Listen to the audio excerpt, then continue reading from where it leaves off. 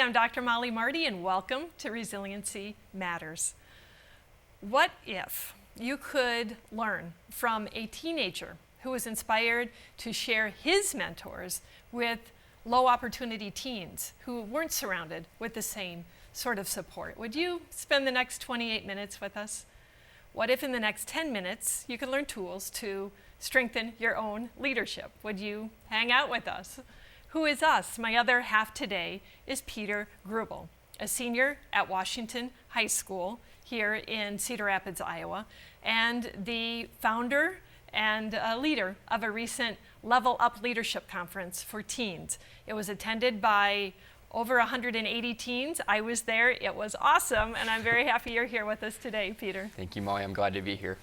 So where did the idea of Level Up Leadership come from? Well, it started as a scholarship opportunity for the Herbert Hoover Foundation. They wanted me to think about what made me uncommon as a student. And when I got to think about it, it was the mentors who have inspired me and helped me along the way. So what I wanted to do was hold a leadership event that brought all those mentors together and helped inspire as many other kids as possible. I didn't end up winning the scholarship, but it was a project that I thought was important enough to keep working with, and I thought it could really impact the lives of kids. It's great. It was a heart project. It had you, and whether you had that scholarship or not, you went through with it. So that's wonderful. So you had 8 speakers involved. One of them, let's go through all of them. Okay. So the first one was Carole Harder, a personal development speaker. What was her message to the students? Well, Carole had a lot of things to say. She always does, but her main message that she made sure that she wanted kids to take away from the event was, your greatest power is the power to choose. What you do and how you do it is your choice. So make a positive impact and be a positive leader today. And I think that's what she really tried to drive home with the students, and I think that's something that stuck with them. Yes, the power to choose. Next up was Dr. Ralph Pegman, your former high school principal. I know a very important mentor in your life. What did Dr. Pegman share with the students? Well, Dr. Pegman's main talk was about college and about how it's for everybody. And I think what kids really took away from Dr. Pegman was the fact that there's more than one college out there for you. You just have to go and find it. And college is for everybody, of course. And once you're there, it's going to build you as a person. Since you're on your own, you have to learn how to take care of yourself, and you're going to make lifelong friendships. And I think that was really what he was trying to tell everyone, was that college experience is a great one, and it's for all of you. And I love how that talk both inspired students to think in different ways, but also was reassuring that what that next transition would look like for many of you.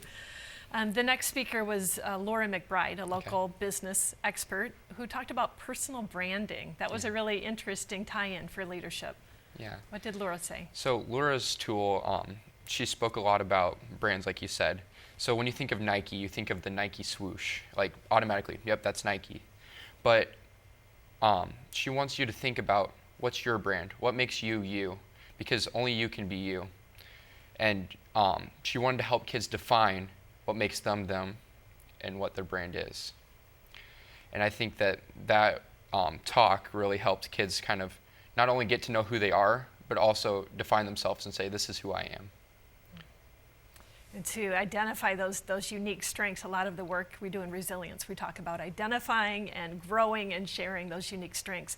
It's really interesting to have a business perspective be delivering that. I think that impacted a lot of the students there. And the example of Nike really helped to drive that connection home, because I think a lot of kids can connect with different brands that they see out on the street or in different stores. And I think that just really shows them that if Nike has this brand that they're promoting, then I can promote myself, like in that sort of way. You brought in some heavy hitters. The next speaker was Dr. Chopra, and Dr. Chopra had a lot to say about leadership. Yeah. So Dr. Chopra has a great book, Leadership by Example, which we had the fortune of hearing that day. And in that book, which he talked to us about and told the stories from it, was that there's lots of different leaders that have come into the world, And we have to know how to learn from them, take what examples we can learn that they lead by, and then lead by example, and show kids and other students, other people in general. This goes for adults, students, anybody, is that you need to lead by example. Show people how they should act by acting that way and accomplishing these different things. And my favorite story from the day was about Captain Charlie Plum. He was a prisoner of war, had to eject from his plane in the war, but he survived, came back, had family and kids, and in a diner one day, this man approached him and said, "You're Captain Charlie Plum, aren't you?" He's like, "Yes, how do you know that?" He said, "I packed your parachute." So really, it's just powerful stories like that, thinking about whose parachutes you pack and who's packed your parachutes, and just putting it all into perspective, who's helping you get where you're going and who you're helping get other places.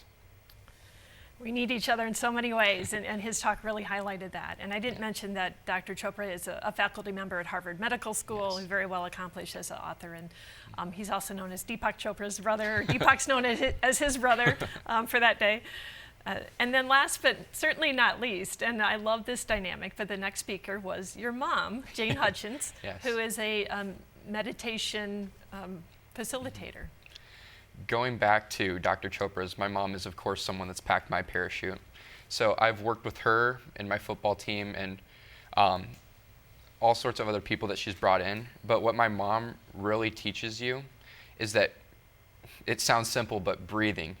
Breathing relaxes the entire body. It helps you focus in school, in your everyday life, and it helps you make clear decisions and organize your thoughts. What's really important for me from it is that when you're stressed out, when there's so much going in your head, taking that breath just focuses you back in on the moment and gets you going on the task ahead of you. And I think this isn't something that she talked about, but something that really inspires me from my mom is that she's done graphic design, she's done architecture, and now she's doing meditation, and really just never stop learning. Once you have learned something and you find something else that interests you, start learning about that and become the best at that you can be. And I think those are the two things that you can really take away from my mom's talk. And I love that you kind of are looking to this side of the studio because your mom is in studio with us, and I think that is wonderful as well. But yeah, there's no quicker way to, again, connected to resilience than to using the breath to slow down the heart rate and to, reach homeostasis, as we say. So she did such a great job of not using big words like that, but just helping the students breathe. All right, it is time for your takeaway number one. One of the greatest powers is your power to choose. Be intentional with your choices. How does resilience building fit into youth leadership? We'll talk more about this when we come back.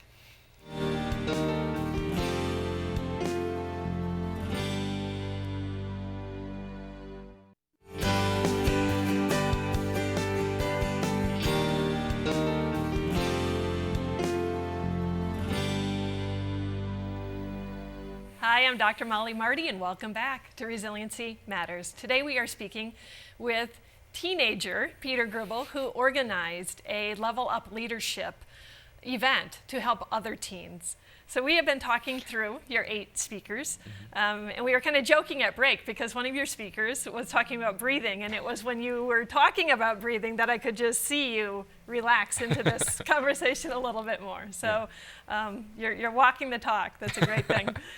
Up next, you had Dr. Ghosh. She was talking about sugar and the implications of sugar consumption for teens. Yeah. What was his message? His message was really that you have to be aware of what you're putting in your body and what you're doing, like exercise-wise. He's really a special case because he, if you read through his bio, he cares more about his patient than what's actually going on in the treatment. So he signs them up for Y memberships, which he helps pay for. He gets them on diets that would help with their health. But I think what he really said was that pharmaceutical companies and pharmaceutical companies really push doctors to prescribed medicine. So a lot of people are overprescribed. They're taking in way too much sugar. Their body doesn't need as much as they're taking in. So what he's kind of saying with Carole is that you have to choose what you're doing with your body, because that's something that you have control over. You have to control what you're intaking, what you're doing exercise-wise, and just living a healthy life. And I think that was something that really stuck with the kids, because we just came back from lunch and we all had cookies and chips and just bringing that example back. Yeah. How am I fueling the machine? Yes. It's important to keep in front of you. And then next up, Stacey Walker, who is the first African-American elected to county supervisor here in Lynn County, Iowa. And I was there for Stacey's talk as well. It was wonderful. But what did he have to say about next generation leadership? What Stacey had to say about next generation leadership was that you just have to be yourself. You can't be afraid to be yourself. You have to persevere and dream big. And I think Stacey's story really hit home with a lot of kids. He grew up on the southeast side. His mom was murdered when he was young. So he really had a tough childhood growing up, but that didn't stop him from becoming the man he is today. So I think that the kids really, what they got from him was that you can dream big and accomplish the goals that you set for yourself, and all you have to do is persevere and accomplish those goals step by step. Mm-hmm. He was really encouraging them to get involved too, politically, and to Yes. be active in community and in the system. So I found that very inspirational. I personally had the honor to speak at your event, so not to put you on the spot, but I said something about resilience. This isn't a quiz, but what did you take away?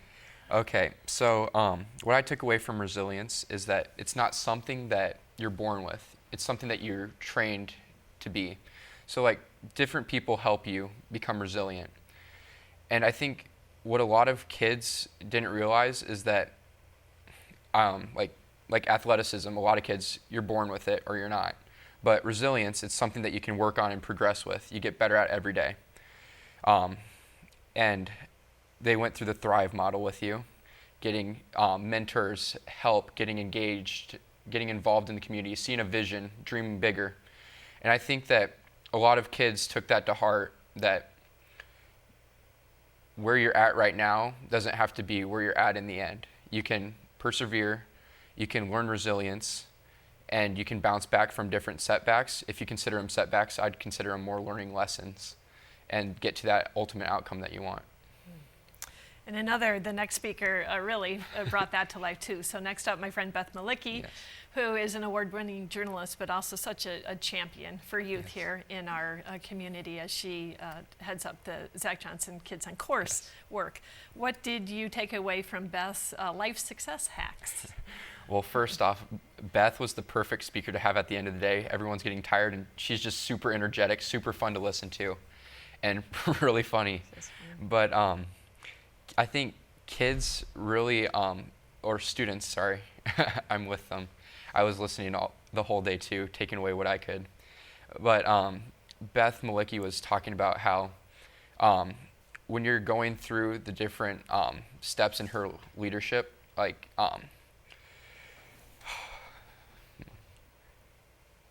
when you're going through the different steps that she has for life hacks and leadership, you really don't have an excuse not to find your answers, because with the technology that we have with the books, easy access to libraries, if you have a question, go and find your answer, because with the technology we have today, there's no excuse not to. And I think as a journalist, that's something that's very important to her. And I think it's very important to students as well, that if you have something that interests you, if you have something that is on your mind, go and figure out the answer that you're looking for. And if it's not there, search for it or make your own answer. And I think that was something that was really important. She was telling kids to use the information they're getting from school, that they're getting from libraries, that they're getting from the internet, and be informed. And I think that's something that's really important in today's day and age. And another thing Beth did is she told teens where not to get the answers about Yes. certain things. Don't look to other teens to be experts on certain things that they really don't know either. And so you need those adults and you need those books. And Beth also, I think, was very inspirational in talking about breaking the generational cycle. She was very open about being the first woman in her family not to be a teenage mother, and to break that cycle of poverty and to go on to college. And I was looking at faces as Beth was talking, and that was really hitting home. I think a lot of kids didn't expect Beth to have the backstory that she did. And I think what really brought it into perspective for all those kids was that a lot of them have the same situations where they're not necessarily in the best household environment. They're having their own challenges in their life. And I think what Beth really showed is that if you keep working, you can get to where you want to be. But not just that, is that your circumstances don't define you. You define you. So back to going to the answers, you're searching for different things, you're being informed, you're becoming informed, and you're becoming you. You're getting out of your circumstances. Knowledge is power, and go and find it. That's basically what she was saying. And it was just so fun to see all of these speakers, as it happens at events, but start to weave together. Nobody talked to each other beforehand, but just continue to build off of each other. So what Peter communicated from Beth is our tool number 2. Never let your circumstances limit or define you. You can learn skills that enable you to grow and overcome adversity. Inspiring and empowering our teens to lead themselves and each other when we come back.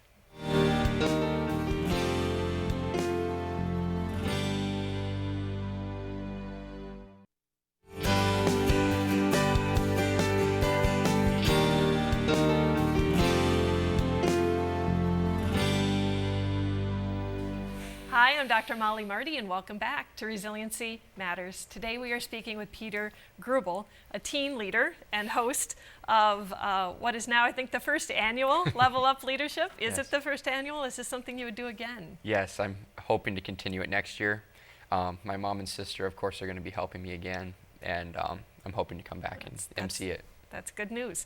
So in the pamphlet, in talking to you, you had set 3 goals for this event. The first goal was to inspire students to dream bigger. How did you see this being accomplished? Well, the whole day I saw kids engaged. I saw them smiling, and I saw them really learning, taking notes from what the speakers were saying. But my favorite example was my friend. Before the conference, he didn't really know what he wanted to do after high school, if he was going to college. But then after the conference, next time I talked to him, he'd applied for some scholarship at Kirkwood. He'd talked about continuing with track if he could get a coach interested in him, and if not, going to Kirkwood to continue studying in school. And I think just seeing that growth from not really sure what he's going to do to I have this plan in mind, and if that doesn't work, I'm going to do this. And I think just setting his dreams and seeing him dream bigger really showed that kids were inspired. And I think if I could only help him, then the event was entirely worth it. And how rewarding that was a friend of yours, too, that you helped. It's wonderful. So the second was that you wanted students to realize their uniqueness. How did that play out? Well, I think seeing the kids smiling the whole day, being told that they are important and that they matter, was probably the big highlight of telling them that they're unique, because a lot of kids don't hear that enough from teachers, from parents, and I think hearing someone say that to them and hearing it multiple times really made a difference for them. Yeah, I know. I looked him in the eye and said, "You matter. We need you," and meant it. It was just a fabulous room of young Yes. people. Really, really wonderful to be there. So your third goal was to provide students with ideas and tools that would help them become better people and better leaders. How has this played out? Well, I think students really took the ideas that speakers gave them and ran with them. For example, Stacey Walker got done speaking, and kids ran up to meet him and talk to him, because we had reflection breaks after each speaker, where students that hadn't met each other yet would talk to each other about what they took away from the last talk.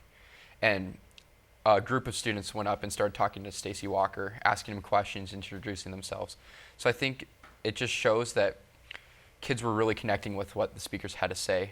For example, after Dr. Ghosh got done talking, people were talking about how they want to learn more about Gandhi and that movement. And I think that it just shows that they got all these ideas, they got these tools from these speakers, and they're running with them, and I really like that. And that wasn't one of your set goals, but you mentioned the students networking with each other, and that was a really powerful part of the day. Oh, yeah. Did you experience that? Yes. A lot of students said that besides all the speakers and being there, their favorite thing was meeting each other, talking to other students from other schools that are like them, and I think that connection between students was really something that made the day how great it was. And I think students really enjoyed meeting each other, talking to each other about what they've learned, and probably other things too. But that's what I think really made the event the event. And I know there was a lot of diversity in the room. There was a lot of diversity across schools. You covered all of the schools within this school district, Yes. right? Or how did you recruit students to attend? Well, first off, we emailed this 15, 16 different schools. Well, we emailed more than that, but 16 schools were the ones that could come. And we had some students that we nominated at NCYL that I kind of recruited to help me get other students involved, because if a teacher tells you that they want you to do this, sometimes you'll do it, sometimes you won't.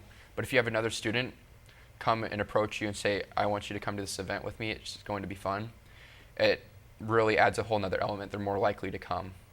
And I'd say that it was pretty successful because we had about 180 students there. And I think that connection started the connections that happened at the conference and helps kids not only come this year, but hopefully come back next year. So I'm really excited about the possibilities. And you said even the act for some of these students to just show up was an act that expanded who they were. It was taking a risk for a lot of these students. For some of these kids, we really got them out of their comfort box. First off, signing up for an event that they probably don't know a lot about was a big first step. But then being there, the event wasn't just sitting and listening to speakers. We had them moving around, playing games, like running around, kind of like musical chairs. And the student that didn't find a chair would stand up, say their name and something that they love about people. And everyone, for example, is wearing a blue jacket, would stand up and run around and find a different seat. And I think that just the movement, along with hearing speakers and a lot of things that they haven't heard before, I think it really drove points home. It made the event memorable and fun for everyone, and I think that it was the perfect mix of activity and listening. Yeah, it really was so well done, Peter. How you had the fun and you had the processing time, and a lot of things that I see these conferences for older people overlook. You actually had someone make a comment about that, about a leadership conference that she attends. Well, there was an adult that was in attendance who came up to me afterwards and said that she's paid $300 for leadership events like the one that she's gone, like Level Up Leadership, and she hasn't gotten a quarter out of it what she got in a day. And I think that just really spoke volumes about the speakers that were there, the quality of what they had to say, and then also the students for being there. I think it was really a great experience. And any last words on you teens as our future leaders and investing in you the way that your conference has locally? Well, I have a few things to say about that. It's really important to start today. You don't have to wait to be a leader. You can go in and help other kids right away, because school teaches you math, science, social studies, but it doesn't teach you how to interact with other people, and I think that's really important. That is so important. Here's our final tool. Surround yourself with positive people. Build that village, because they will impact who you are, what you do, and where you are heading in life. I got that village word from Peter. That's what he calls this, surrounding yourself with these people that will make a big difference in your life. I hope both the teens that I've watched today, parents, teachers, and all of you have been inspired by this. Thank you for joining Peter Greubel and I on Resiliency Matters on MediaCom MC22, your local programming leader.